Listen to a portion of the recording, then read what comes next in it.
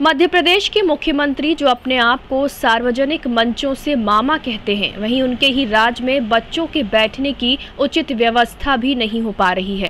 पहले से ही जर्जर स्कूल में पढ़ाई कर रहे बच्चों की हालत अब और ज्यादा खराब हो गई है, जब उनके प्राथमिक स्कूल की छत हवा में उड़ गई, जिससे स्कूल छतविहीन हो गया है। कोरडी गांव के 49 बच्चे प्राथमिक स्कूल कोरडी में पढ़ने आते हैं। यहां पर शासन द्वारा 2 शिक्षक नियुक्त किए गए हैं एवं इस प्राथमिक स्कूल में 49 बच्चे अपना भविष्य बनाने के लिए स्कूल में पढ़ाई कर रहे हैं। लेकिन स्कूल शिक्षा विभाग के उदासीन रवैये के कारण ये स्कूल छतविहीन हो चुका है। हालात इतने ज़्यादा ख़राब हैं कि आप इसी बात से अंदाज़ा लगा सकते हैं कि स्कूल लगभग 50 साल पुराना है। एक तरफ सत्ता और विपक्ष के नेता, विधायक, सांसद, जनप्रतिनिधि जनता के हक और अधिकार की बातें तो करते हैं, लेकिन वास्तविकता में ये दोनों ही पार्टी के नेता नन्हे मुन्ने छोटे छोटे बच्चों को एक छत भी मुहैया नहीं करवा पा रहे हैं। इतना ही नहीं, शिक्षा विभाग के अधिकारी हालात से रूबरू तो हैं, लेकिन स्कूलों के लिए उचित व्यवस्था नहीं कर पा रहे हैं।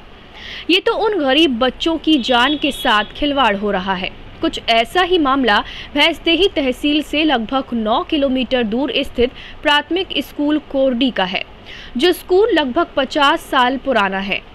शासन द्वारा बच्चों की शिक्षा के लिए बड़ी बड़ी घोषणाएं और वादे किए जाते हैं, लेकिन जब हम कोरडी जैसे ग्रामों में मौजूद प्राथमिक स्कूलों के हालात को देखते हैं तो हमें यह एहसास होता है कि सरकार, नेता और अधिकारियों के वादे केवल न्यूज़ चैनल और बड़े पेपरों के विज्ञापनों तक ही सीमित रह जाते हैं। ज़मीन पर इन घोषणाओं को अमल में लाने वाले अधिकारियों की आंखों में ना जाने इन जर्जर स्कूलों की उड़ी हुई छत क्यों दिखाई नहीं देती है। रूम में बैठे हुए स्कूल शिक्षा विभाग के अधिकारी तक इस विद्यालय की सुध नहीं ले पा रहे हैं। विद्यालय में 1 से 5वीं तक 49 छात्र अध्ययनरत हैं, जिनमें बालिकाएं व बालक शामिल हैं। विद्यालय के पास इनको बैठाने के लिए महज खराब टाट पट्टी का ही सहारा बचा है। भवन की हालत इतनी खस्ता हाल है कि जान जोखिम में डालकर बच्चे टूटे स्कूल के सामने पढ़ाई करने को मजबूर हैं। जैसे तैसे कक्षाओं का संचालन किया जा रहा है। भवन के दरवाजे, खिड़कियों की लकड़ी गल चुकी है, दीवारें भी पूरी तरह से क्षतिग्रस्त हो चुकी हैं। विद्यालय के शिक्षकों ने चर्चा में बताया कि इस स्कूल की छत लगभग मई के महीने में तेज हवा के कारण उड़ गई थी और टॉयलेट, बाथरूम पहले से ही खराब हो चुके हैं। हमने जुलाई के महीने में ही हमारे अधिकारियों को इसकी जानकारी दे दी थी, लेकिन अभी तक कोई व्यवस्था नहीं बन पाई है। इसलिए हमें मजबूरी में ही बच्चों को खुले आसमान के सामने ही पढ़ाना पड़ रहा है। वहीं कोरडी गांव के ग्रामीणों ने कहा कि हमने कई बार उच्च अधिकारियों और जिला प्रशासन से भवन निर्माण की गुहार लगाई है, लेकिन किसी अधिकारी ने इस ओर ध्यान नहीं दिया।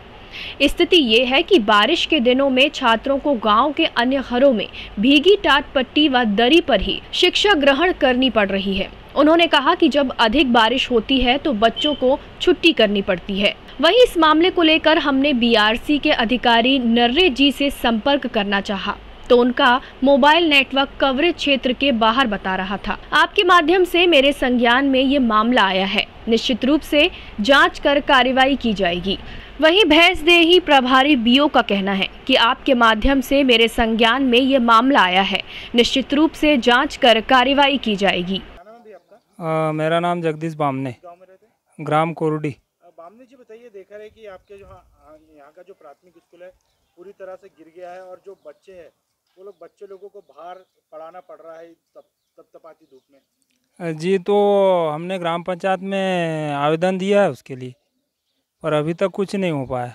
कब आवेदन दिया था? किसकी लापरवाही दिख रही है? ये पंचायत के सचिव की भी लापरवाही है इसमें, और स्कूल के टीचर की भी है। अच्छा, जो जनपद शिक्षा केंद्र अधिकारी है उनका कहना है कि उन्होंने पंचायत सचिव को बोला था 3 सेट डालने का, लेकिन उनके द्वारा नहीं डाला गया। 3 सेट तो गांव वाले बोल रहे हैं कि 3 सेट अगर लगाते हैं तो फिर और वही स्थिति है। अच्छा, हाँ, इसलिए क्या है, नया भवन बनना चाहिए। तो बच्चे तो बड़ी तकलीफ में, यानी बाहर पढ़ रहे हैं, धूप रहती है, अगर कोई बच्चे को कुछ हो जाए या बीमार हो जाए तो कौन जवाबदार होगा इसका? अब जवाबदार तो ऐसे, और शासन तो क्या करेगा। अब हमने तो 2-3 बार आवेदन दिया है। ग्रामीण लोग क्या रुचि नहीं ले रहे? ग्रामीण लोग तो ले रहे हैं, आवेदन दे रहे हैं, आवेदन कहाँ जमा हो जा रहा है हमको भी पता नहीं। किसकी लापरवाही दिख रही है आपको इसमें? अब इसमें लापरवाही तो एक तो अधिकारियों की है। टाइम 8 मध्य प्रदेश के लिए भैंसदेही से मनीष राठौर की रिपोर्ट।